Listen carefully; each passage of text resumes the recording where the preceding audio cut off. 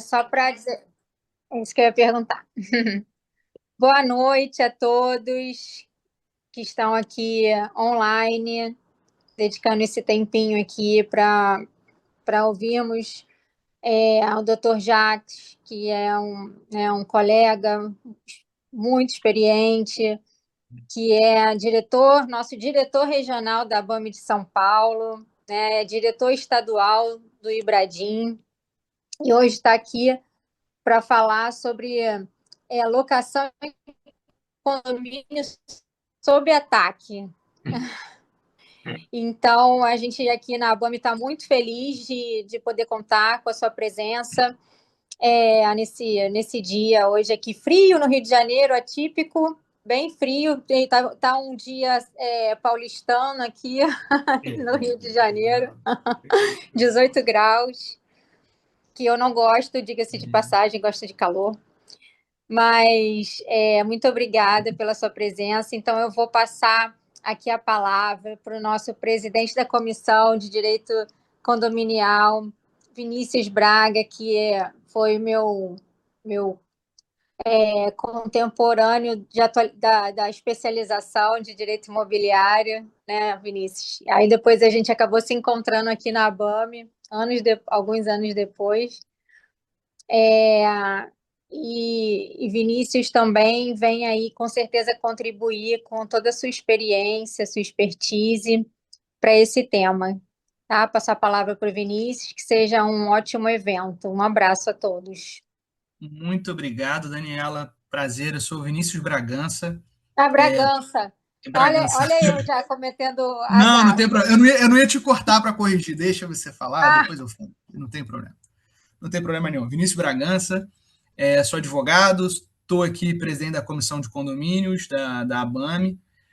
Tenho buscado sempre trazer temas que são relevantes para o mercado para a gente debater aqui e com os maiores medalhões do mercado, por isso que hoje a gente está aqui com o Dr. Jacques, com esse currículo aqui espetacular, que eu vou fazer, estou fazendo aqui já a apresentação dele, mas até dar um passo atrás, eu já estou olhando aqui o que pode ser um tema para a gente debater no mês que vem, que seria a convenção coletiva dos condomínios que saiu recentemente. Eu não sei se daria, mas seria muito bom que a gente ainda pudesse trabalhar sobre a convenção coletiva das administradoras. Não sei se daria.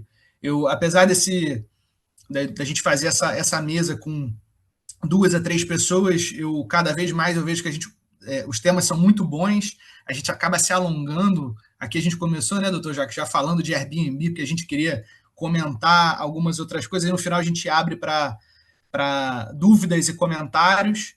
Então, a gente acaba tendo um tempo mais curtinho e acaba tendo menos tempo para, de fato, aproveitar algumas outras questões. Então, eu estou tentando fazer esse formato de menos pessoas para fazer a apresentação, para a gente poder ter mais tempo para assistir a aula e tirar dúvida e conversar e debater.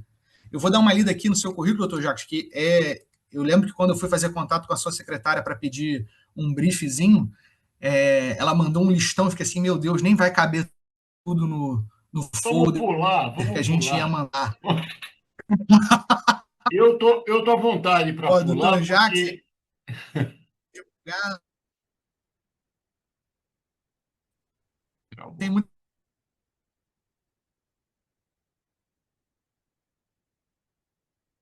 a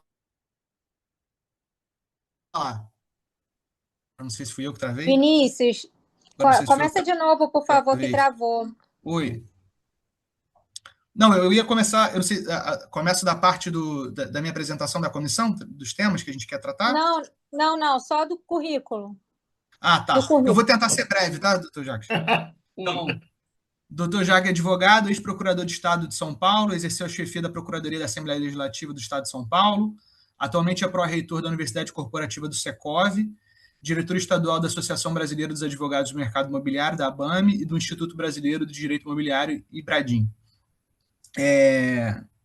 Aí depois ela já me deu aqui um resumido, mas tinha mais coisa. Esse aqui já é o resumido. Então, doutor Jacques, eu queria te passar a palavra para o senhor apresentar esse tema espetacular e a gente poder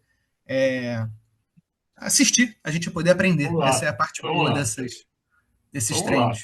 Antes de mais nada, bom, obrigado, Vinícius, pelo convite, obrigado, Daniela, obrigado a todos, amigos da banda. Estou vendo o Newton aí. Ah, ah, Bom, a minha relação com a BAME é muito antiga. Então, eu queria dizer que se eu aprendi alguma coisa de locação, de condomínio, de direito imobiliário, foi graças. Eu rendo minhas homenagens a duas entidades, na minha opinião. A BAME, que circunstancialmente eu acabei indo em alguns eventos, ainda na época do Dr. Geraldo Beire Simões, e é um tabelião aqui de São Paulo, Arnaldo Afonso, felizmente já falecido, que tinha paciência de me ensinar as coisas. Então, esse foi o meu primeiro curso, meus primeiros cursos de direito imobiliário. As coisas foram andando, eu fui agraciado com essa diretoria da BAM, fiquei muito honrado quando fui nomeado aí há uns meses atrás, estamos tentando fazer alguma coisa, e eu me senti muito à vontade, mas muito à vontade mesmo, quando convidado pelo Vinícius para a gente conversar um pouquinho sobre locação e condomínio, de trazer alguns pensamentos, alguns desafios e algumas propostas. Longe de mim querer tentar ensinar como é isso, como é aquilo, não é o caso. O que eu queria era, nesse ambiente de advogados experientes, numa entidade que é mais experiente do que todos nós juntos, né? Essa sinergia da BAM eu acho uma loucura. Eu queria trazer essas questões para todos nós pensarmos. Então, vou tentar falar resumidamente, e depois conversar com todo mundo, obviamente, né? Então, vamos lá. Ah, ah, a moradia é um problema antigo, é velha essa história. Eu fiz questão de trazer uma citação do Caio Mário da Silva Pereira, tá, do Rio, mais uma vez, né? Dizendo que o problema habitacional é de sempre, é de sempre. No Brasil também é de sempre. Essa citação já estava na obra dele, continua nas edições mais novas, então não tem novidade nenhuma. Falta casa no Brasil. Isso eu sei, isso eu sei. A resposta tem sido através do incentivo à casa própria. Os sucessivos governos, e aí tanto faz partido, não estou afim de partido nenhum, pessoalmente cansadíssimo de todos os partidos que estão aí, mas então não me ouçam como propaganda ou ataque a qualquer um. Mas essa notícia do Estadão, jornal muito importante daqui, é do mês passado, 24 de maio. Não tem um mês isso aí. É, é, os juros dispararam. Simplesmente não dá para comprar casa. Ao mesmo tempo, os aluguéis estão disparando. Também, sempre aqui em São Paulo. E financiamento caro, as pessoas tentam ir para aluguel e simplesmente não tem tanta casa para alugar. Não tem tanto apartamento para alugar. Com isso, a gente vê uma série de problemas. E, óbvio, onde falta pão, o pão fica mais caro. Onde falta casa, a casa fica mais cara. E até aí não tem decreto que mude isso.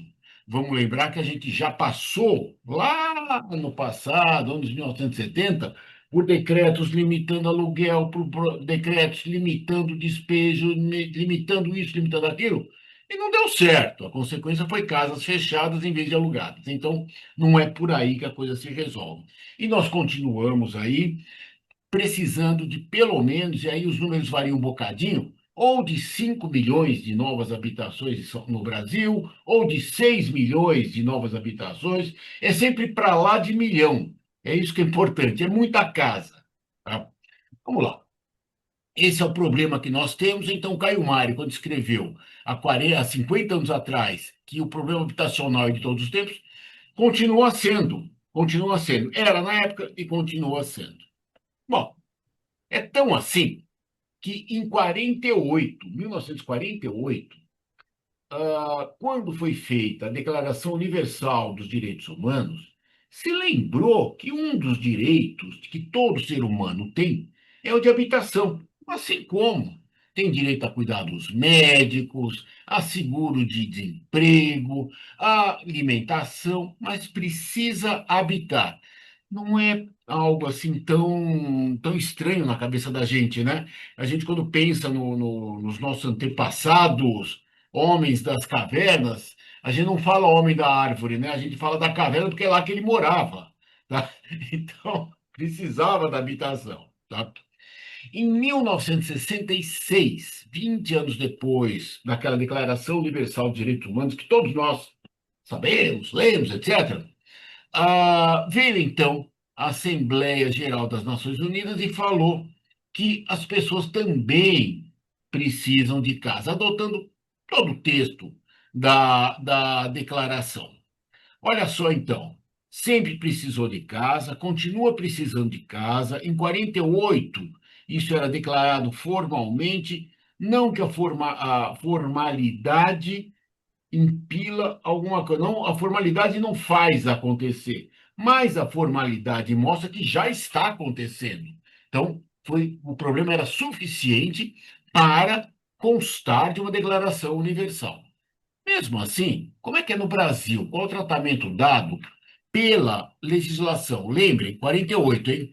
Se eu der um Google, aquele localiza no Google, na Constituição Federal de 1967, eu descubro que constava sim a palavra propriedade. Nós temos um país em que a legislação, a cultura, a política sempre privilegiou a propriedade e também a propriedade imobiliária. Isso aí faz parte do Brasil há 500 anos, com uma denominação ou outra, mas sempre fez parte. Se eu fizer o mesmo teste com a palavra moradia, eu vou descobrir que na Constituição Federal de 67, aquela mesma que falava de propriedade, não falava de moradia. Não tem esse termo. Então talvez, mesmo 20 anos depois da Declaração Universal dos Direitos Humanos, não foi acolhido na nossa legislação. Tá bom. Eu também vou descobrir que não constava a palavra habitação em 67 na nossa Constituição. O que isso quer dizer? Quer dizer que havia uma certa despreocupação institucional com aquele problema da habitação que já existia. Então, o fato existia, o problema existia, mas as coisas não aconteciam, ao menos na parte legislativa. Tá? Em 88, a Constituição dita cidadã privilegiou, sim, a propriedade, está lá que é garantido o direito à propriedade, e no artigo 6º falou da moradia. No artigo 7º falou da moradia, no artigo 23 falou dos programas de construção de moradias e de condições habitacionais. Olha, então, o progresso. 40 anos depois da Declaração dos Direitos Humanos, chegou na nossa Constituição, institucionalmente, o país começou a prestar atenção para esse problema da moradia. É interessante isso. Já tínhamos, naquela época, alguns programas, sim, governamentais de financiamento, mas o foco, a atenção, a destinação das preocupações ainda não era institucional. Passou a ser. Quando eu falo de moradia e falo de propriedade, e aqui é muito importante a gente tentar entender a diferença, quando eu falo disso, eu tenho que prestar atenção nas diferenças. O que é propriedade é uma coisa, o que é moradia é outra, e circunstancialmente pode ser que eu more numa propriedade minha. Quem é esse que está no meio desse dos dois círculos? É o cidadão que compra uma casa e mora nela. Ponto. É isso. Todos os outros ou moram de aluguel ou são proprietários sem destinação a qualquer moradia. Então, esse é o mapa, digamos assim, é o gráfico aqui no país de como as coisas funcionam. Nem todo mundo mora em casa própria, simplesmente assim, e nem toda casa é destinada a isso. Muito bom. Resolver a situação da moradia. Então, havia gente que era proprietária de grandes prédios, havia gente precisando morar nas grandes cidades, em especial, e o único jeito deles, das pessoas mais pobres, morarem, era ir para o cortiço. Eu não sei se a denominação cortiço no Rio existe, Vinícius. Cortiços são casas muito pobres, com muita Uhum. gente morando, dividindo quarto, dividindo banheiro, dividindo cozinha, e era isso aí. Tem áreas imensas em São Paulo que eram assim, ainda existem em São Paulo.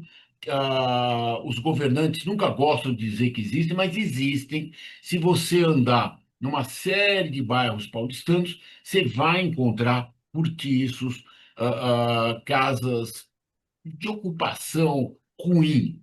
Tá? Era a solução. E isso também é retratado. Eu gosto de trazer a literatura que fala disso, os estudos urbanistas, etc., para ver que não é conversa mole. Quer dizer, está retratado tudo isso. O Cortiço, todos nós conhecemos até de literatura do Luiz Azevedo, né? Vocês vão lembrar de terem lido esse livro, pelo menos no cursinho, etc., tá? Com aquela desgraceira toda. Eu não diria que o Cortiço hoje é aquela desgraceira toda, mas aquele aperto todo, aquela divisão toda, sem dúvida alguma. Então, não tenho muita dúvida de que as coisas sejam assim. Tá? Ah, ah, Progresso econômico veio trazendo também alguns outros problemas, sempre focado na moradia. Tá? Segundo a Raquel Ronick, que é uma urbanista, arquiteta urbanista muito importante da Universidade Mackenzie, tá? Ela, ainda em 17, então 5 anos atrás, ela lançou esse livro, Território em Conflito, mostrando, segundo os estudos dela, que na região central das cidades até tem tudo o que é preciso. Eu tenho condução, eu tenho metrô aqui em São Paulo, muito bom. Eu tenho farmácia, tenho hospital, tenho rua, tenho iluminação, tenho teatro, tenho o que eu quiser, tá? Mas não dá para todo mundo morar aí. Então, as pessoas menos privilegiadas economicamente vão morar mais longe, na periferia. Ela chama de puramente funcional. O que é isso, puramente funcional? O cidadão tem uma casa lá, ele mora lá, aluguel ou moradia, ou própria, ele mora ali, mas só serve para dormir mesmo, porque o trabalho, o hospital, se for o caso, o lazer, seja lá o que for, é lá no centro da cidade. Tá? A professora Ana Lívia Ribeiro pega um outro ponto. Além de pegar isso, ela diz também que nesse surto de urbanização existe uma gentrificação. Pessoas mais pobres e de origem negra acabam ficando longe das áreas melhores da cidade, o que, por sua vez, incentiva mais ainda a separação, o racismo, por que não, todos esses males da sociedade atual.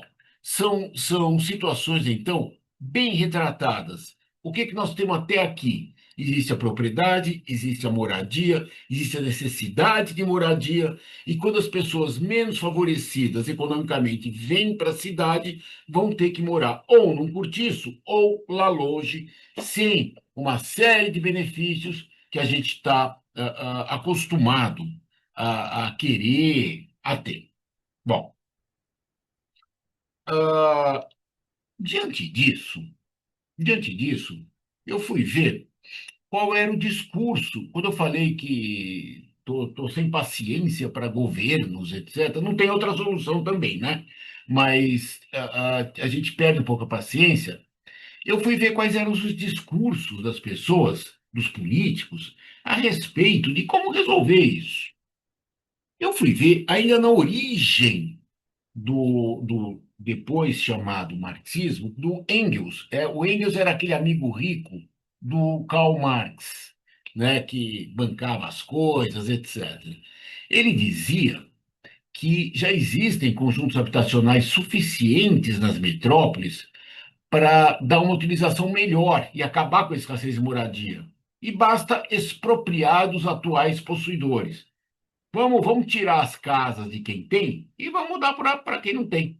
Ponto. Tá? Ele também dizia que o Estado não pode nem quer remediar o flagelo da falta de moradias. Novamente, então, pensamento, vamos, entre aspas, de esquerda, dizendo que precisamos tirar a casa de quem tem, dar para quem não tem, e o Estado não quer se mexer nisso. É interessante esse pensamento, porque aí eu fui ver o discurso de, entre aspas, de direita. Governo Getúlio Vargas, eu acho que foi o mais extremista aqui no país, tá?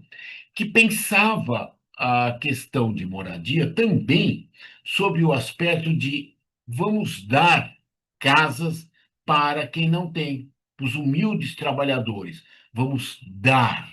Isso vai ser a base física deles. Vamos torná-los chefes de mansões domésticas honradas. Olha, esse era o discurso em 1938 do governo Getúlio Vargas. Então, é sempre dizendo, vamos dar o imóvel. É um apego que, teoricamente, nem combinaria, seja com o discurso de esquerda, seja com o discurso de direita. Como dar? Como, por que ter também, né? Eu pego um pouquinho no pé disso, porque se a gente for ler o Norberto Bobbio, a gente vai descobrir que esquerda e direita são conceitos muito fluidos, que só valem em discurso de política, né? O Sartre dizia que esquerda e direita é como duas caixas absolutamente vazias. Você põe lá dentro o que você quiser, o conceito que você quiser. E a gente prova aqui, ao menos, com relação à moradia. E prova também visualmente. Do lado esquerdo da tela, vocês veem prédios residenciais na Rússia, ainda comunista. No lado direito da tela, vocês veem prédios residenciais no Brasil, em Londrina. E vocês vão ver que, pô, a solução que eles estão dando é muito semelhante, mesmo, até no visual, tá? Será que resolve? Parece que está faltando ainda 5 milhões de habitações, tá? Essa opção pela propriedade vem documentada para nós advogados, é muito importante saber a documentação, a formalização disso. Inicialmente, no Sistema Financeiro de Habitação, o SFH, que foi criado em 64. Basicamente, era voltado para a população de baixa renda, entretanto, chegou a financiar e muito a população de classe média alta. Muita gente conseguiu comprar, reformar sua casa com base no financiamento governamental. Se vocês buscarem as escrituras mais antigas dos seus pais, seus avós, vocês vão ver esses financiamentos. Tivemos o programa Minha Casa Minha Vida, famosíssimo, criado em 2009, que depois mudou de nome com algumas alterações para Casa Verde Amarela, e está aí financiando com os seus percalços todos. Aqui não vai crítica alguma a nada disso, tá?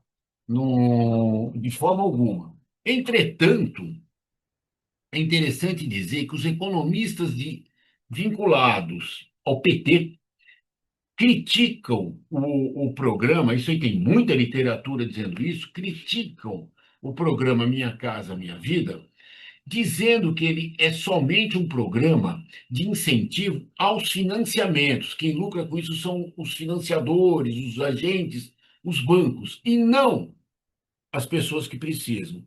Uma crítica que é feita. Eu pessoalmente prefiro esse programa beneficiando quem quer que seja, contanto que construa a casa, e depois a gente vê o que que é, né? Mas é uma crítica que é feita a ser debatida, apenas para mostrar que não existe unanimidade em caminho algum, nem sequer de quem está fazendo o caminho. Acho muito importante a gente ter isso em mente, antes de ter uma opção qualquer, tá? A opção pela propriedade também se consubstanciou na legislação não de financiamento facilitado, mas de incorporação imobiliária. Nós temos uma lei fabulosa, a 4591, que organizou a incorporação imobiliária. Ela, mais uma vez, foi uma lei que surgiu no Rio de Janeiro, espraiou a ideia para todo o país, e temos aí uma lei que vem funcionando há, há 60 anos, uma sexagenária aí, 70 anos já, né? Então, tá 60. Tá funcionando, tá funcionando. Ela teve alguns aperfeiçoamentos, pouco a pouco, algumas adequações. Talvez as mais importantes sejam em 97, quando se organizou legalmente a alienação fiduciária de coisa imóvel. Então, a alienação fiduciária é tida como um grande impulso, um grande gás que foi dado para toda a indústria automobilística, que você, de repente, podia comprar um automóvel financiado com alienação fiduciária, e na questão do imóvel também tem. Mais adiante, teve também um gás muito bacana, que é o patrimônio de afetação, que, a rigor, garante o investimento de quem está comprando o imóvel. Tem aí também suas falhas legislativas, mas é muito claro o caminho de proteção à aquisição imobiliária. A gente poderia lembrar também da legislação da concentração da matrícula. Então, que eu vejo que se tenta manter muito firme a compra do imóvel, se tenta privilegiar a compra do imóvel. Ótimo, para quem puder, né? A outra opção é a locação. A outra opção é a locação. A vantagem da locação é, bom, primeiro, da onde que está essa opção? Está numa lei de 91 que está em vigência até hoje, sem mexida básica. Ou seja, é uma lei que está funcionando. É uma lei que está funcionando. As poucas mexidas que existiram também mostraram que são funcionais. Então, a legislação de locação funciona. Pode ser melhor? Pode, mas funciona. Ela conta com a inversão de capitais privados, e esse é talvez o principal, ah, a principal distinção da opção da moradia. Vamos lembrar, a moradia, eu tenho ela privada quando eu tenho dinheiro, vou lá e compro a minha casa. Segunda hipótese, e essa sim é que é importante, quando eu tenho um cadastro, tenho um crédito e financio a minha casa com dinheiro que o Estado me dá, me financia. Eu vou devolver, mas em condições que dependem do Estado, dependem dos juros, etc. A segunda opção é eu ir morar de aluguel numa casa construída por alguém, por um particular. O capital foi investido por esse particular, não pelo Estado, o que é muito bom. É muito bom. Eu não estou tirando da concorrência em que o Estado tem que resolver onde botar o dinheiro, não estou concorrendo com hospitais, com estradas, com escolas, nada disso. É uma um investimento privado. O Estado comparece como regulador, fazendo as leis, protegendo quem necessita de proteção, arrumando as garantias, etc., mas jamais como investidor e jamais como gestor. Ele não tem esse problema. Ele não se mete nessa história. Ele diz: a locação tem que ser desse jeito, façam. E a coisa anda sem maiores problemas. Tá? É interessante a gente distinguir nesse ponto o que é capital. Tá? O Thomas Piketty me explica aí, o Capital no século XXI. Quem tiver vontade de ler esse livro, precisa ter muita vontade, porque ele é enorme. Assim, Não sei, eu não sei onde eu estava com a cabeça quando eu fui ler isso.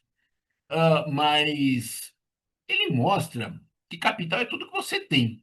Se você tem o seu capital em dinheiro, se você pega esse dinheiro e investe no banco ou compra ações, é seu capital. Se você prefere pegar esse capital, investir num terreno, investir numa casa, investir no imóvel, é seu capital. Se esse investimento imobiliário você vai alugar e ter os frutos, ou se vai usar, é uma opção sua. Eu posso destinar todo o meu capital a comprar uma casa na qual vou morar, a comprar um sítio onde eu vou usar, a botar no CDB, etc. Óbvio, cada um com a sua quantidade, cada um com a sua possibilidade, mas é sempre de capital que nós falamos. E é muito importante manter esse conceito, porque é capital que eu estou investindo na compra de uma casa que eu vou depois alugar. Tá? Diante disso tudo, é, é, é que a gente começa a se perguntar, na qualidade de advogados combativos, se falta lei. Precisa de mais lei? No começo, Vinícius e eu conversávamos sobre o STF, o STJ regulando a locação por temporada. Será que seria bom ter uma nova lei falando disso? Será que não seria bom ter uma nova lei falando disso? Será que basta uma interpretação judicial? Ah, e mais, será que todas as leis que estão fazendo são verdadeiramente constitucionais? Eu acho que essa é uma dúvida que a gente tem que ver. Vamos guardar essa pergunta e vamos lá. Como é que estão as locações? Eu estou precisando mexer legalmente nas locações? A estatística que a gente faz é da quantidade de processos discutindo locação. E por que que a gente faz essa estatística? Porque se as coisas estiverem indo mal, as pessoas vão brigar. Se as pessoas brigarem, elas vão ao fórum. E no fórum vai me dizer quantas brigas por locação existem. Simples assim. Se forem muitas, temos um problema. Se forem poucas, não temos um problema. Esse que é essa é o ponto, né? E nós vamos descobrir, e aí eu estou pegando São Paulo, capital. Nós vamos descobrir que temos cerca de 1.000 ações por mês tratando de locação. É muito pouco. A gente tem nesse espaço de São Paulo cerca de 1 milhão de locações, o que significa que quase não tem briga, o que significa que quase não tem problema. E quando tem, a gente também sabe que basicamente o problema, 85% dos problemas, são falta de pagamento, problema de dinheiro, não é de locação propriamente dita. O que me dá o CQD de que eu não preciso mexer na legislação. Tá? A lei que nós temos aí em 91 e que foi feita aí no Rio de Janeiro. Entende? Os paulistas deram uns pitacos na lei. Teve gente importante dando esses pitacos, doutor Hubert, doutor o Alexandre Tiolier, o Boris Kaufmann, mas a grande maioria foi aí do Rio de Janeiro e basicamente da banca. Da banca. Então, ele regrou, protegeu, organizou os aluguéis e funcionou. Tá? O problema é que, apesar disso, existe muita gente querendo fazer projetos de lei. Então, eu fui ver quantos projetos de lei tem no Congresso Nacional tratando de aluguel, de locação. Eu descobri tudo isso. Olha só. É pouco? É pouco? São cerca de 220, são cerca de 220 projetos discutindo a locação. Muitos deles morrem. De vez em quando a gente tem que operar como um goleiro para saber se vai passar algum que é sério ou não, tá? Mas eu acho importante. Dentro da locação, a gente pode fazer alguns destaques, e aí vamos ver como é que está indo o caminho da legislação da locação. Por que que me preocupa isso? Porque a jurisprudência já foi, né? A jurisprudência julga que já está lá. Eu quero saber para onde vai. Eu quero saber o futuro. O passado eu leio na jurisprudência. O futuro a gente participa querendo, né? Dando palpite, etc. Então vamos lá. No Senado Federal, nós temos aí um projeto de lei estendendo o benefício da impenhorabilidade do bem de família ao imóvel residencial do fiador. Esse aí é um dos grandes, é uma das grandes ideias da lei de locação, foi poder penhorar o imóvel residencial do fiador, excluí-lo da proteção do bem de família. Porque, graças a isso, muita gente pôde se tornar fiadora. Eu lembro, eu precisava resgatar as datas, mas eu lembro de pelo menos duas reuniões a Inabame, a Inabame, com senadores há 30 anos atrás, discutindo esse assunto. Então, não é de hoje que querem deixar impenhorável o bem de família do fiador. E não é de hoje que a gente quer que continue penhorável para poder servir de fiança, para poder haver essa garantia. O grande argumento que nós temos é simples. Se eu deixar impenhorável o bem de família do fiador, quantas pessoas você conhece que tem mais de um imóvel, de modo que tivesse mais um que pudesse ser penhorado? É pouca gente. O Brasil mudou, né? Outro, outro projeto pretende obrigar o locador a pagar os impostos e o prêmio de seguro sobre o imóvel. Vai mudar, se passar esse projeto, vai mudar aquela regra de que o locador pode dizer que o locatário paga o imposto, né? Repõe o imposto. Estão mexendo nisso, acham que estão melhorando a vida do locatário, não estão melhorando a vida do locatário por uma série de razões, inclusive devido à multa, né? Que vai pegar maior, devido aos custos, etc. E estão esquecendo de que aí vale como se fosse vasos comunicantes. Eu quero apertar aqui, aumenta aqui. O meu aluguel é 1.000, mais IPTU que você paga. Ah, eu tenho que pagar o IPTU? Tá legal, o meu aluguel é 1.200. Pronto, por conta do IPTU. Então, não resolve a vida de ninguém, ainda piora. Sem contar que agride a liberdade contratual, que é algo que a gente preza bastante. Ah, ah, Teve um projeto de lei dando a suspensão da execução das ordens de despejo de locações residenciais num determinado momento. Passou. O senador Rodrigo Pacheco, quando era um pouquinho antes de ser presidente do Senado, ele propôs um projeto de lei que altera bem a lei de locações de imóveis urbanos na parte não residencial. Está lá, está em trâmite. Outro projeto, dessa vez do senador Alexandre Silveira, prevê dedução de aluguéis pagos no imposto de renda e isenção, estimulando a construção de novos imóveis para locação. Esses são destaques. Vocês vejam que tem projeto prejudicial, tem projeto que é bom. É questão da gente brigar pelos bons, tá? Na Câmara dos Deputados,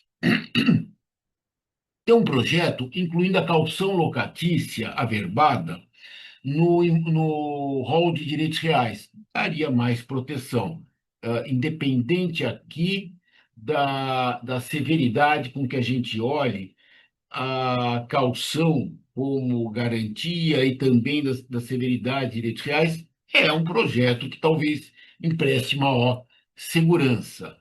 Outro, de ceder parte da fração por conta própria e não organizando. Está aí um projeto que bagunça demais a multipropriedade, para quem gosta de trabalhar com multipropriedade.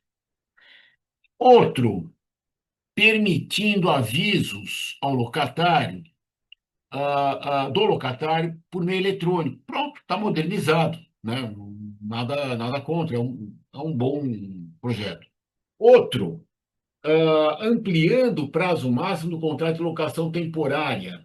Então, lá onde está na lei dizendo que isso é até 90 dias, ia passar a 10 meses. Eu não percebo muito bem qual é a vantagem desse projeto de lei. Acho até que ele vem na contramão, numa época em que se briga até por curtíssimas temporadas, né? E não por longuíssimas temporadas, mas há de ter alguma razão. Outro projeto, legalizando a formação e consulta de bancos de dados de inquilino. Olha, esse cara aqui paga mal o aluguel, vai estar inscrito num cadastro do mesmo jeito que está o seu crédito lá na loja de geladeira, e eu não vou alugar para ele, tá? Isso talvez seja bom. Tem mais projetos, limitando a taxa de juros moratórios, regulamentando a vistoria em imóveis alugados, fixando o índice de reajuste de aluguéis de um outro modo, obrigando o locador a comunicar o fiador em caso de inadimplência. Então, são cuidados, às vezes ruins, às vezes bons, em cima da locação. Tá? Temos também um que nasceu no Rio de Janeiro também. Aliás, quem disser quem foi o inventor desse despejo extrajudicial ganha um prêmio. Alguém sabe, não? Arnon e Carlos Gabriel Feijó. Exato, o Feijó. Exato. Então, você vê que quando eu falo que o Rio de Janeiro é a locomotiva em matéria de legislação de locação, eu não estou inventando, né, Vinícius? Eu estou retratando, é verdade, pô. Ó, Então, eu diria que é porque aqui o negócio é muito lento. Mas é um chute você, nosso. A gente tenta evitar o judiciário, encontrar a saída do judiciário, olha, vocês vão porque encontrando, vocês estão encontrando. Esse despejo judicial está tramitando.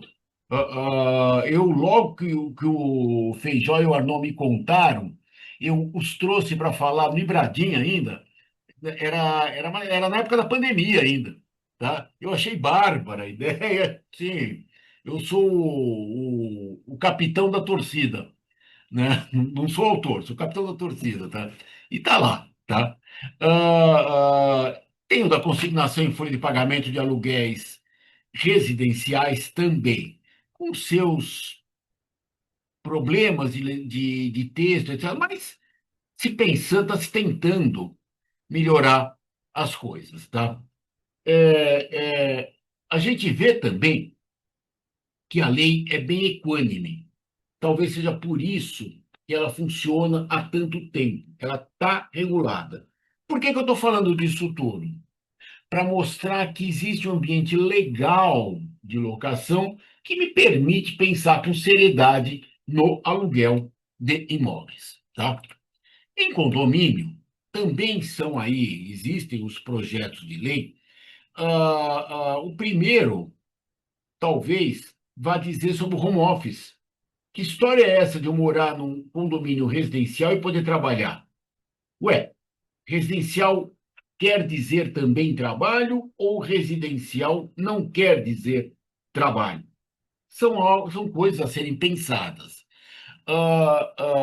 Temos alteração do Código Civil, que tá em discussão, ninguém sabe se pega, se não pega. Conforme o professor que você ouve, você vai descobrir que é muito bom ou que é uma porcaria.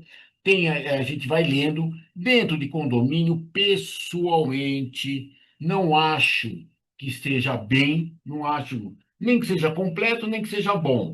Eu preferiria jogar na mão de operadores essa legislação sobre condomínio e não no Código Civil, mas está rodando.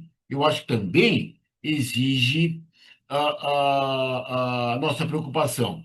Teve um projeto curiosíssimo que movimentou uma série de entidades. Eu mesmo fiz notas técnicas aí para um monte de gente, proibindo expressamente que os condomínios cobrem de condôminos inadimplentes os gastos com os advogados que o condomínio contratar. Então, o condomínio vai ter que arcar com os honorários do advogado que ele contratar para cobrar o inadimplente. Não só subverte toda a lógica, tá, até dos processos judiciais, como a economia dos condomínios, né? É óbvio que isso aí vai atrapalhar os condomínios. Está rodando esse projeto, já foi aprovado pela Comissão de Constituição e Justiça. É um projeto urgente da gente se mexer e mostrar que não está bom, né? Que está errado. Está errado. Eu acho que é talvez o que tenha motivado, por incrível que pareça, esse projeto é talvez um dos que tenha motivado essa minha apresentação aqui, tá? Ah, eu vejo que a Constituição me manda estimular as moradias. E eu vejo que o país precisa de moradias. Eu vejo tudo isso. Eu vejo que nós queremos que as pessoas tenham moradia e as pessoas querem poder morar. Ah, ah, será que eu posso, revendo esses exemplos de leis todos que a gente viu, será que eu posso aprovar leis que prejudiquem o conceito da moradia? Essa eu acho que é a dúvida e talvez seja o trabalho que nós temos que fazer.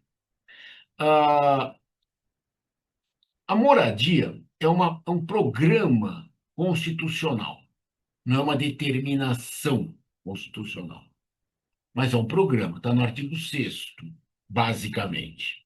Lá diz que é objetivo propiciar moradia. Quando é um programa, eu não posso, tecnicamente, imaginar que o governo seja obrigado a cumprir o programa. Para entender melhor, eu posso até pensar nos outros programas previstos na Constituição, em que fala lá saúde, poxa, deveria, né? Mas fala também lazer. E é meio esquisito falar, poxa, o governo vai investir dinheiro no lazer obrigatoriamente, até todo mundo ter lazer. É óbvio que não é bem assim. Moradia é a ser perseguido. Eu sei que a Constituição manda perseguir. A dúvida vem agora: será que eu posso fazer leis que impeçam o programa? Eu não sou obrigado a cumprir o programa, mas será que eu posso descumprir o programa, ir contra o programa? É aí que a gente vê que os doutrinadores são claros em dizer que o Estado não pode fazer assim. Fui buscar Ana Cândida, minha professora, Jorge Miranda, Canotilho, que é o português que todo mundo cita, o Celso Ribeiro Bastos, também professor emérito de Direito Constitucional, já falecido, e o que a gente descobre é a inércia do Estado é um problema. Não fazer já é um problema.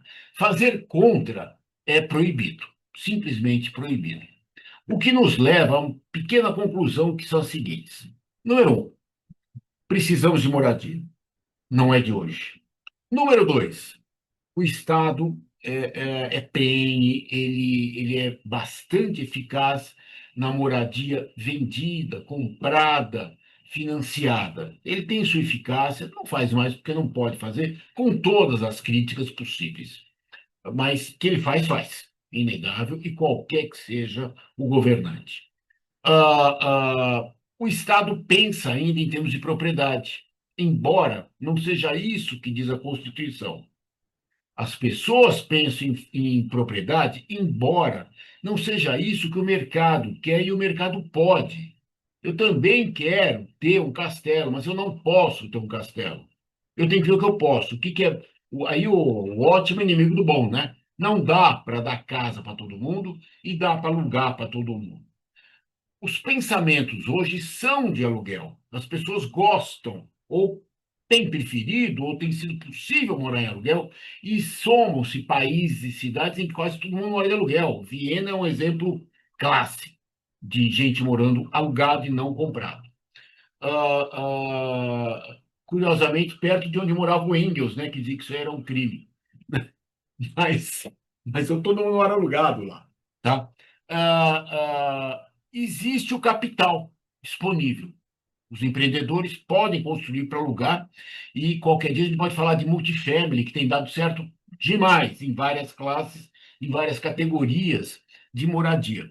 Ora, diante disso tudo, é fácil imaginar que deveria ser incentivado o mercado de locação, e não apenas de moradia. Até porque o dinheiro sai do bolso do capitalista e não do governo, não do Estado, né? Melhor dizendo.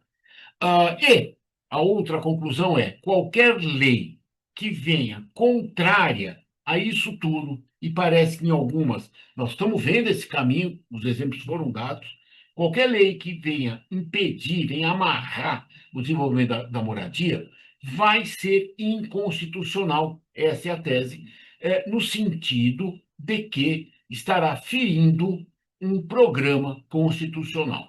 Eu não sei se eu fui claro, mas o convite é para a gente lutar como advogado em benefício de leis boas que facilitem a locação e que sejam constitucionais, obviamente. Acho que é isso. Ao dispor, Vinícius. Senhor Dr. Charles, muito obrigado pela apresentação. Espetacular. Quando eu já estava com umas reflexões há um tempo, e aí o doutor abriu uma brecha muito boa, porque eu também sou especializado, minha área também é trabalhista. E aí a gente está tendo hoje muitos debates sobre. O Supremo vai jogar um tema, se Deus quiser, ainda esse ano, para falar sobre formas diferentes de contratação que não sejam o formato da CLT. E aí, na minha cabeça, juntando uma temática com a outra, eu ia parar exatamente no sistema financeiro habitacional. Que quando pensaram lá na CLT, logo no início, e pensaram na criação do fundo de garantia, o reflexo disso era também pensar no financiamento habitacional subsidiado. Na verdade, o pensamento era todo junto, né? Era eu vou forçar uma poupança compulsória, que é o FGTS. A gente já tinha um sistema pensado no financiamento habitacional, porque também a poupança também integrava esses financiamentos subsidiados. E aí eu ia conseguir, porque as pessoas supostamente iam passar 30, 40 anos trabalhando no mesmo lugar, então eu ia conseguir formar uma poupança, e aí elas também passam 30, 40 anos pagando o imóvel delas. E aí, somando isso ao financiamento que a Caixa acaba oferecendo, né, eu dou de entrada o meu fundo de garantia para comprar um imóvel.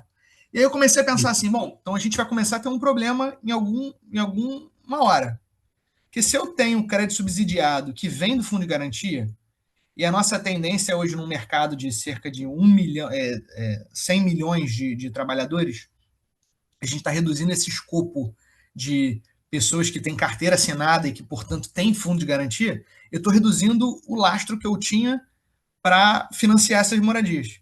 Aí o governo vem na outra ponta com Minha Casa Minha Vida. Ele tira dinheiro de outro lugar para fazer o Minha Casa Minha Vida, financiamento subsidiado. Então eu olhava isso e ficava assim, bom, eu quero ver a hora que esse negócio vai explodir. Porque o dinheiro para financiamento habitacional subsidiado não está tendo mais. Ou seja, da onde a gente está tirando dinheiro para fazer esse financiamento? Que para mim é um outro contrassenso, tá? Quando eu estava fazendo a pós-imobiliário lá com a Dani, logo nas primeiras aulas, a gente teve aula com o professor Rafael Mendonça, excelente professor, e o Rafael falava assim, como é que vocês acham que as pessoas adquirem imóveis no país? E aí o pessoal falava, financiamento, compra em leilão. Tá? Ele falou, bom, a maior parte das aquisições de imóvel é por herança. Então, as pessoas mais herdam imóveis do que elas compram imóveis. Porque o financiamento, se a gente for fazer uma conta aqui, o financiamento é caro pra caramba. Você financia em 30 anos, os juros são altos. Muito caro, muito caro. É muito caro, financiamento habitacional é muito caro. Não é todo mundo que tem dinheiro para comprar imóvel em leilão. Então, assim, a maior parte das pessoas, eu vejo isso trabalhando com condomínio, a coisa que eu mais vejo é a gente dar uma olhada naquelas certidões de ônus reais, tá lá no finalzinho, a pessoa fez uma alienação fiduciária, aí daqui a pouco passa assim, intimação 1, intimação 2, consolidação da propriedade. Ou seja, a pessoa perdeu o apartamento pro banco, e o banco deu um jeito de passar depois esse imóvel para frente. Às vezes você pega uma certidão de ônus reais gigantesca, em que só teve gente tentando quitar aquele imóvel que a pessoa não conseguia. Então ela perdia, o banco pegava, levava de novo no mercado e vendia de novo. A outra pessoa não conseguia quitar, perdia o apartamento, o banco ia lá botava de novo no mercado. Então, assim, eu queria até discutir com o doutor se o doutor vê algum alguma solução para esse financiamento habitacional para conseguir, de fato, possibilitar que as pessoas tenham acesso à moradia. Porque acho que com o FGTS não vai rolar, não vai sair esse dinheiro do FGTS. O FGTS tem um outro problema, né, na minha opinião. A gente paga aí no financiamento habitacional 10, 12% ao ano. E o trabalhador no FGTS recebe cerca de 4, 5% ao ano. Ele nem é remunerado do jeito que seria no mercado comum, né? Ele está perdendo X% ao ano, né? E alguém está ficando com essa diferença. E não somos nós dois. Esse spread é do banco. Esse spread aí tem alguém ganhando, né? Eu acho um baita problema. Eu, sinceramente, quando eu fico vendo a experiência de outros países, eu fiquei falando de Viena, porque foi o último case assim que eu andei estudando, e me fascinou. Eu não lembro agora dos números, mas algo como 80% das pessoas morava de aluguel em Viena. E quem é o dono desses apartamentos? São Então, herdeiros, ou é banco, é fundo então, imobiliário? aí quando você vai para aí, você começa a achar fundos imobiliários, você começa a achar grandes investidores. Eu acho um desperdício o Brasil não utilizar o dinheiro dos investidores para dar moradia para as pessoas. Simples assim. Por que não? Mas existe a modalidade do multifamily, que é um nome horrível, que basicamente é o velho prédio feito por um investidor somente, seja fundo, seja pessoa física, seja quem for, e alugado. Então, são dezenas de apartamentos alugados. Eles estão funcionando, os investidores estão felizes, porque não estão correndo os riscos de bancos masters da vida, né? E tendo sua renda, estão tendo sua renda. Os imóveis continuam valorizando, acompanhando a inflação. Os inquilinos estão morando bem. A gente tem visto prédios e mais prédios sendo erguidos com essa ideia, sem qualquer incentivo público, hein? Sem qualquer incentivo, não é? Então, eu acho que, pô, vamos pegar esse dinheiro, vamos morar de aluguel, qual o problema? Pô, qual é o problema? Se for para comprar, não tem jeito de querer financiar, no meu modesto ponto de vista, com esses juros. São impagáveis. Simples assim.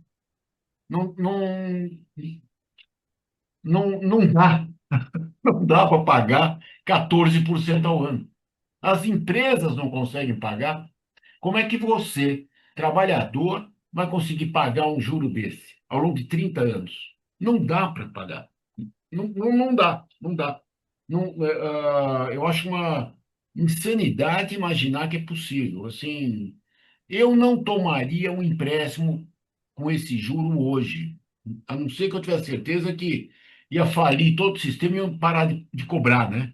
Porque não dá para pagar, não dá. Toda aquela história do SFH, É verdade. a história do SFH que financiou inúmeros imóveis, o juro era subsidiado em outros tempos e outras economias. Mas a economia era totalmente outra. Se você perguntar, eu tive num jantar antes de ontem com pessoas da minha idade, então que se formaram comigo, né? E alguém lá começou a lembrar, pô, quando a gente se formou, todos nós demos entrada no apartamento e compramos um carro, formado em direito. É Eu impensável, desafio, eu impensável isso para a realidade. desafio você encontrar alguém nessa situação hoje. É impossível. O Não juro tem. era outro, a economia era outra. Não era mérito nosso, era mérito da estrutura econômica da época. Não é, é isso, as coisas mudaram, né? Então, você querer financiar coisas que as pessoas compravam no passado com os juros de hoje, me parece errado. Não vai dar certo. Vai dar ruim, né? Vai dar ruim. Não É que dá, eu hein? penso que assim, uma coisa que mudou muito de uns tempos para cá acabou sendo a própria estabilidade da moeda, né? Sim, Então, tinha-se uma facilidade de crédito, mas era uma inflação absurda, com um reajuste muito louco. Eu lembro que um dos Sim, processos que eu acabei assumindo, heranças malditas, né? Um processo que eu é, acabei assumindo quando eu comecei a advogar foi um processo de um tio.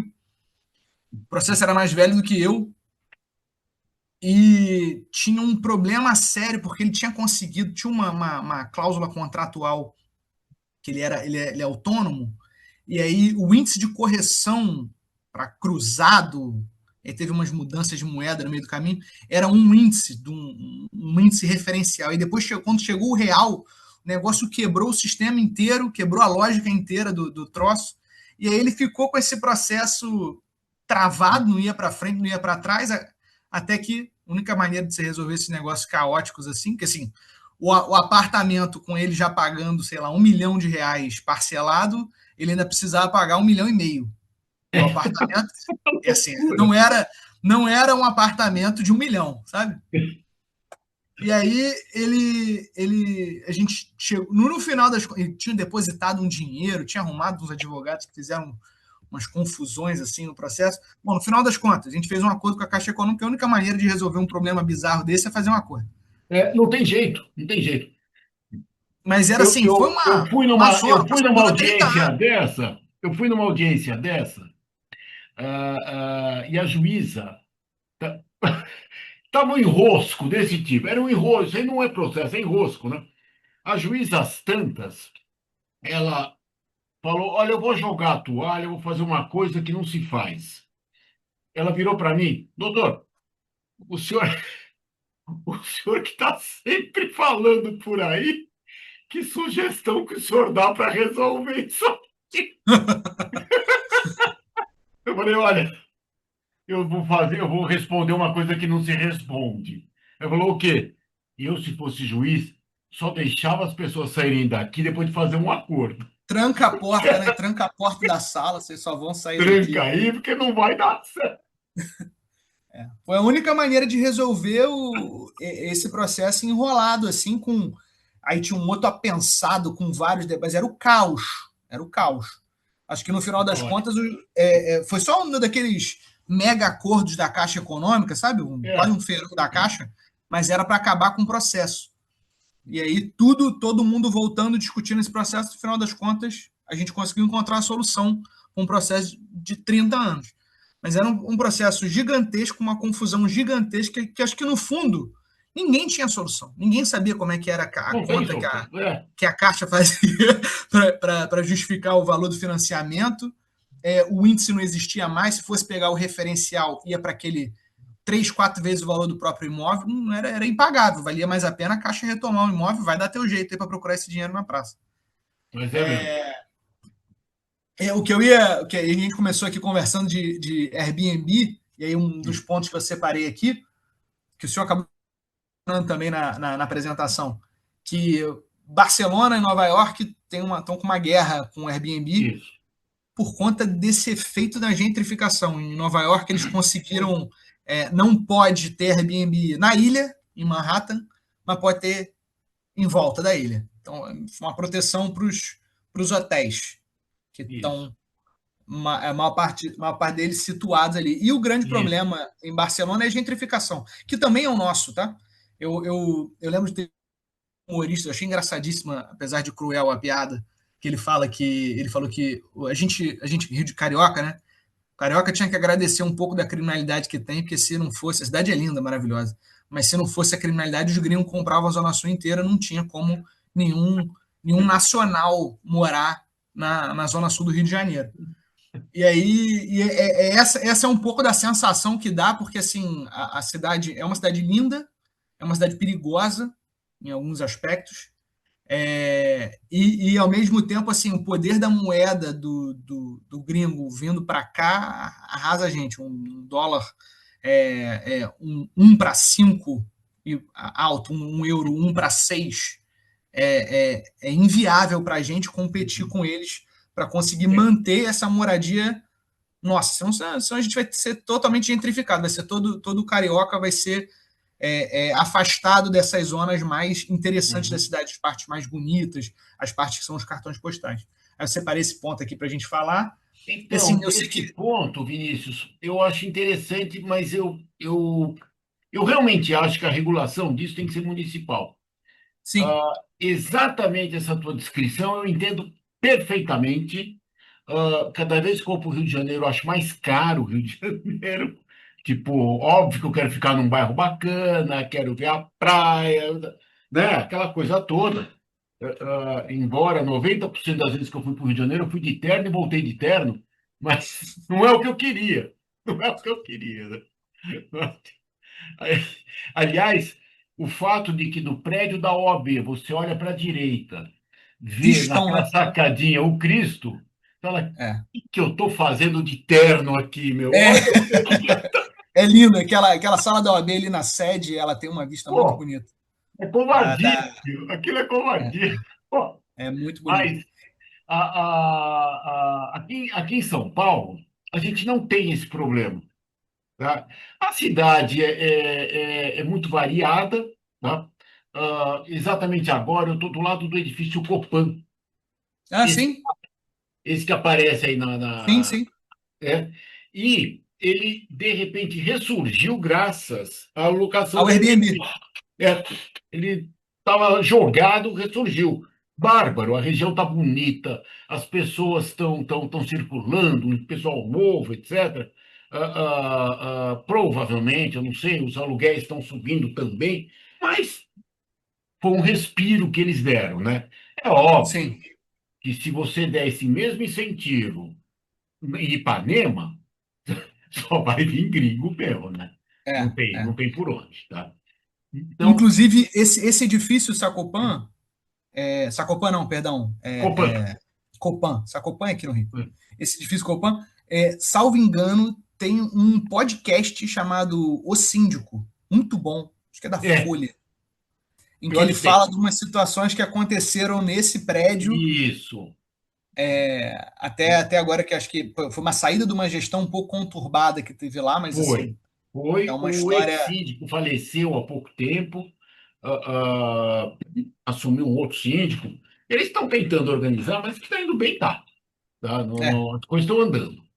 Pelo menos aos olhos de quem passa por lá, que sou eu, né? Então eu passo por lá Uhum, e acho que tá tudo bacana. Funciona, funciona. A legislação, no meu ponto de vista, tem que ser municipal.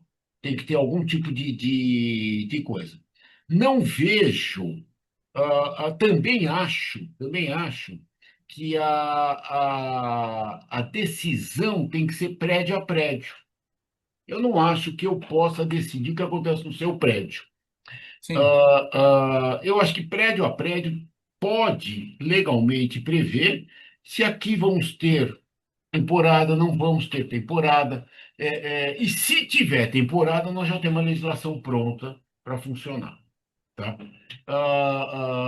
Podemos, por exemplo, fixar, muitos prédios têm feito isso, fixar temporadas mínimas, né? Olha, pode ter por temporada desde que de 10 dias. Sei lá, nada sim. impede, né? Nada impede. Isso é o que eu tenho orientado para alguns clientes que têm a intenção de regulamentar, né? Eu falo, bom, então vamos definir aqui o que vocês querem regulamentar, como é que vocês querem, o que é para vocês esse tipo de locação, então como que seria uma locação dessa natureza que não conturbaria o funcionamento do prédio? Porque eu também já fui visitar foi uma assembleia, essa era em Ipanema. Pô, a síndica parecia que estava trabalhando no hotel, coitado. A mulher tinha uma planilha de Excel para controlar as entradas e saídas com os documentos de cada um. Cara, já tinham mais de 45 pessoas nos apartamentos que tinham Airbnb que ia ter de fato essa rotatividade. Que Assim, não aí tem era sentido. o Não tem caos, sentido. Não era tem o caos sentido. na vida dela, Não tem porque sentido. ela falando, cara, a gente tem que definir se. Eu gostaria que não pudesse. E acabou que quem compareceu na Assembleia era exatamente. Lá tinha 2/3, né? Lá, para proibir, dava para fazer. Se quisesse regulamentar, dava para fazer o que eles quisessem ali, mas ali o caos era esse, que a trabalheira que dava na vida da síndica para conseguir cumprir uma regra que eles tinham de boca, que era, bom, então pelo menos você vai mandar uma pessoa para cá, você vai me Isso. dizer quem é a pessoa que vem para cá, né? Porque não tem Isso. como. deixar o porteiro, qualquer um entrar aqui. Então, as regras que eles foram definindo aos poucos, que todo mundo cumpria, essa regra já causava um enorme trabalho para ela que não estava dentro do que você imagina que é ser síndico de um prédio residencial na Zona Sul do Rio de Janeiro, entendeu? Eu separei isso e aí, num dos temas... Eu sei que São Paulo tem muito mais visão para moradia social do que o Rio de Janeiro. Eu não me recordo se o Rio de Janeiro tem alguma legislação própria voltada para moradias sociais. Eu sei que, por exemplo, Nova York tem previsões para dar uma autorização para subir um prédio, ele vai e separa. Você tem que ter um aluguel social para tantas unidades, sei lá, 10% das unidades do seu prédio. Eu não sei como é que é aí em São Paulo, se já tem alguma legislação específica. Basicamente, tem legislação especial. Basicamente, em poucas, em síntese, né? A legislação diz o seguinte: se você tiver um pouco de uma certa quantidade de unidades destinadas à habitação social, você pode erguer mais andares. Que Basicamente é legal. isso. É bom, Ele é mexe com o bom. gabarito. E o que é habitação de interesse social? Aí tem várias faixas, elas são destinadas a pessoas com determinadas faixas de renda. A mais alta equivale a uns 10 salários mínimos, é uma boa faixa, dá 15 Sim, pau, né? Mas as mais baixas chega a 3 salários, mais ou menos. Não é suficiente para acolher um mendigo, por exemplo. sim, Não é suficiente para acolher uma cara extremamente pobre, mas uma pequena, na base de uns 3 salários, ah, familiar sempre, né? As pessoas conseguem adquirir. Problema, são longe, mas é o que temos. É o que temos, sim, tá? Esse é a primeira coisa. Segundo problema, devido a alguns, eu acredito, alguns erros na legislação inicial, algumas pessoas começaram a construir essas habitações de interesse social nos bairros que são disputados à tapa, né? Tipo, é mais ou menos como se eu fizesse um prédio desse no Leblon, né? uhum, É óbvio. E aí tentaram vender por valores muito superiores àqueles que permitiam a construção de mais andares. Óbvio que deu ruim. Deu ruim. Então, tem gente respondendo no Ministério Público, tem problemas, tem fiscalizações, tem obra interrompida por causa disso. Então, sempre que você desrespeita a lei, você corre um risco. Não adianta chorar depois, né? Então, foi isso que aconteceu. Tá? Mas, sim, o programa é muito bacana, viu? É muito bacana. E a gente tem visto terrenos imensos, afastados do centro, mas imensos, sendo destinados a esse tipo de moradia com sucesso. Com sucesso. Sei lá, não, é bom, excelente. é bom, é bom, é bom. E detalhe, né? Isso é de várias gestões, então não é mérito desse prefeito ou daquele prefeito, mas é uma coisa contínua. Esse prefeito atual, até onde eu sei, está funcionando muitíssimo bem. Então, não tem, não quero pegar no pé, mas o Ó, pessoal, eu quero, pessoal funciona.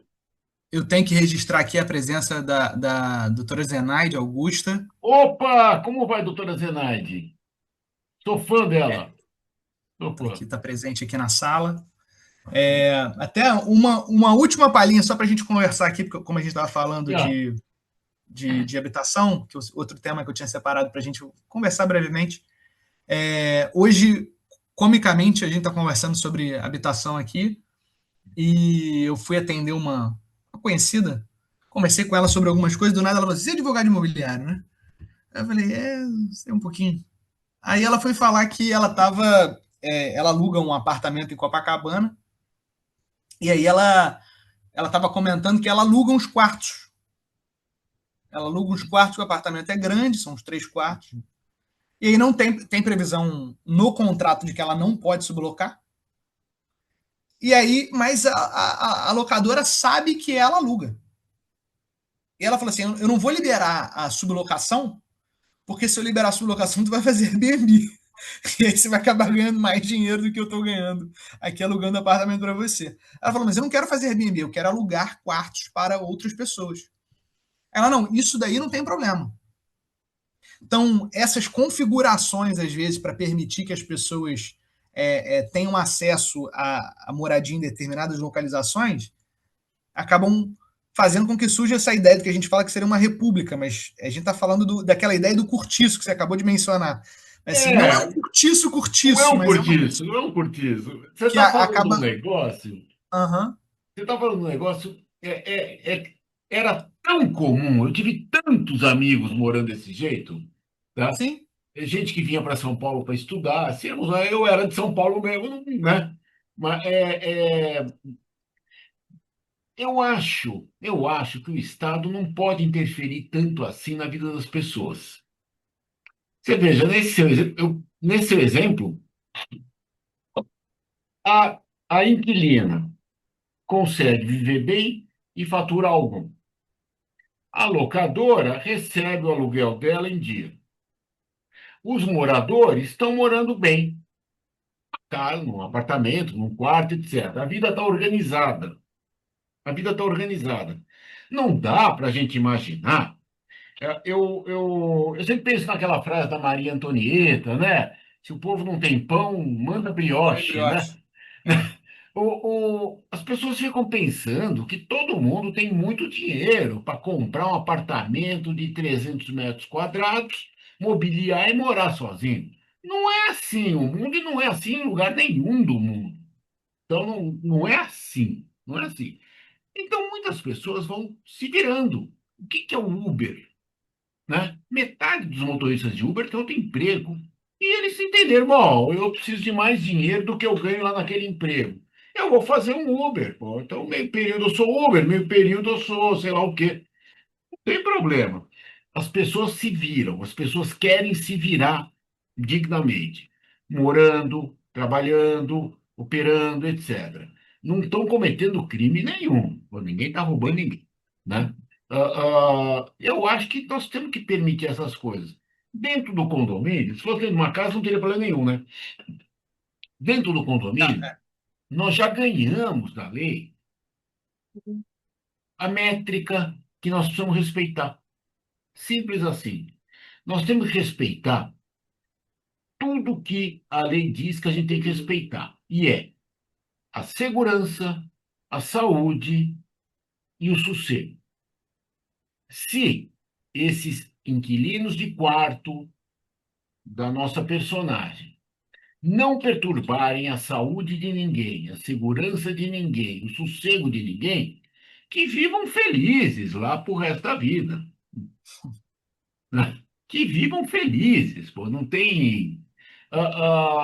Eu gosto muito de um exemplo. Minha mãe, quando era viva, morava num prédio que as pessoas foram envelhecendo, né? Ah, prédio pequeno, perto da faculdade, e as pessoas iam envelhecendo. Óbvio, perto da faculdade, começaram a alugar para algumas pequenas repúblicas. Então, tinha apartamento de 3, 4 moradores. Tudo bem. Aí vinha sempre alguém falando, pô, tem que proibir no prédio, tudo. E eu perguntava para minha mãe, para as vizinhas, o que você acha dessa estudantada morando aí? Eu ainda tinha bronca em cima de mim. Ela falava, eu acho ótimo.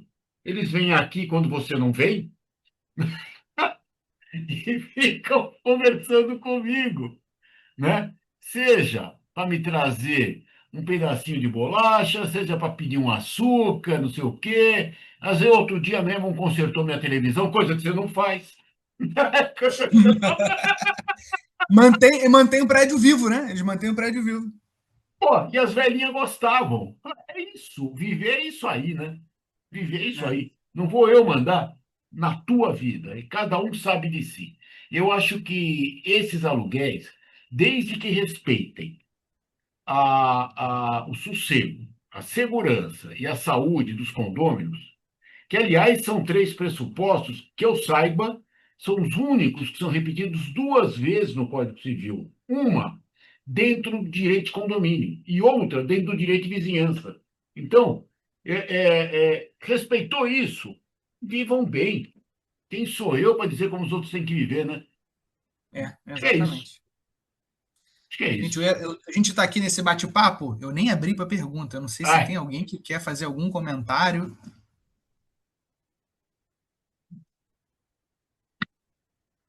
Tem alguém interessado em fazer algum comentário, em compartilhar com a gente, fazer alguma troca? tem jogo hoje? Não, não, acho que tem, pior que eu acho que Hoje tem, mas a tem. gente Hoje tem um tem. quórum até muito bom. Bom, então, Tudo doutor bem. Jacques, eu queria agradecer muito a sua participação. Opa, levantaram a mão aqui.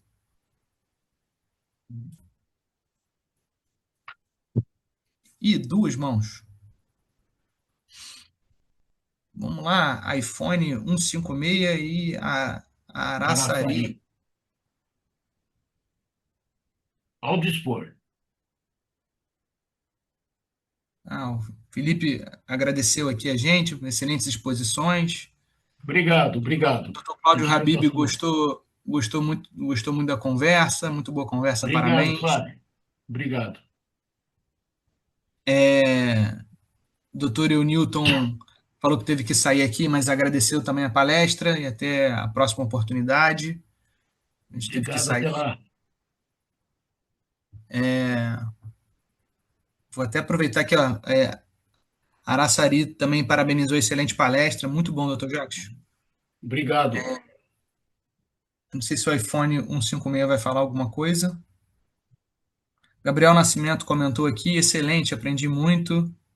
Opa, Bom, quero aproveitar e estender aqui meus convites aos interessados em compor aí a comissão de condomínios para a gente debater esses bons temas. A Zenaide também agradeceu aqui, gostou muito do obrigado, tema. Zenaide. Bom, eu acho que Ótimo. já atendeu. iPhone 156 não falou. Zenaide mandou um abraço para o senhor. Aqui, ó, o iPhone falou como fica a questão do tráfico de pessoas no elevador. É muito sério. Esse daí é muito sério, é muito sério. Esse daí é um ponto que tem que ser regulado, é isso que pode motivar, eventualmente, a proibição desta locação ou daquela locação. Vamos lembrar que aí eu estou falando de segurança. Segurança.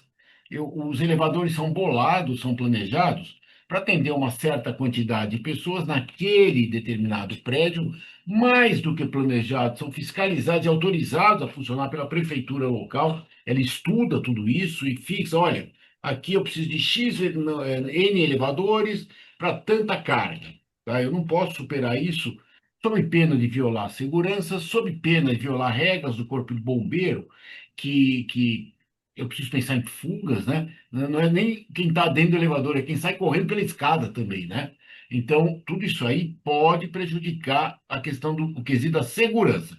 Se prejudicar, está proibido. Agora, os casos todos que eu acabei tendo desse tipo de assunto não diziam com temporada.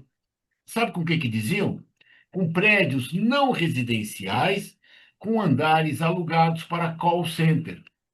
Então, Hum, que a gente teve que entrar com ação, etc. Por quê? Porque aquela baia do call center é muito apertadinha e tem muita gente trabalhando ali. E com turnos muito rápidos, as pessoas. Se aquele monte de gente, de repente, se pegar fogo naquele momento, é um problema. Então, vejam, não precisou ser temporada, se resolveu com os três S's do condomínio: proteção à segurança, proteção à saúde, proteção ao sossego. Abalou qualquer um deles, rua. É isso que funciona, né? Acho que é isso. Não sei se foi claro, doutor Jacques, iPhone. ia fazer dois comentários aqui. Na verdade, um da própria ABAME, perguntando se o senhor pode disponibilizar o material para os associados. Posso? E a outra pergunta foi do iPhone 56. Desculpa, iPhone, eu sei que você tem um nome, mas eu só estou vendo esse aqui, por isso eu Eu estou também, lendo. me desculpa te chamar de um 56, hein? Cada Um de prédio de pessoa. 24 apartamentos com alocação do Airbnb está circulando mais de 100 pessoas, além dos 37 moradores, o que vem causando Então, diversos transtornos. É é, altíssima exa rotatividade é, é exatamente o exemplo que eu dei. Esse prédio não foi planejado para ter tanta gente lá dentro. Simples assim. Então é proibido, porque temos um risco à segurança. Tem bastante jurisprudência por aí. Isso passou agora, até estou achando interessante aí, valendo o comentário do doutor, passou a ser mais uma brecha, um argumento contrário à altíssima rotatividade dentro do Airbnb, Sim, usar sim. como argumento a segurança, porque o prédio não foi feito para ter uma circulação É, de tantas pessoas com. tem. Depois eu vou te mandar uma matéria sobre isso, já um pouco antiga, mas que trata bem disso aí, que é citada bastante por aqui. Eu vou mandar para o Vinícius, aí o Vinícius partilha aí Tá ótimo, com você, tá bom? Tá, tá ótimo. tá bom, tá Pessoal, bom. vamos encerrar então. Doutor Jacques, muito obrigado. Excelente explanação, excelente posição. Muito obrigado pela troca, pela conversa. Vai ser um prazer tê-lo aqui de volta para a gente conversar sobre outros temas. E foi um prazer. Em nome da ABAME, Eu é que comissão, agradeço, Vinícius, agradeço. foi super agradável. E eu repito, eu fico muito envaidecido de estar trabalhando com a ABAME depois desses anos todos. Eu lembro como se fosse ontem, as primeiras vezes que eu fui na ABAME, as primeiras pessoas que eu conheci na ABAME, e o privilégio, como eu me sentia privilegiado de estar aí, como eu ainda me sinto privilegiado. Eu é que agradeço.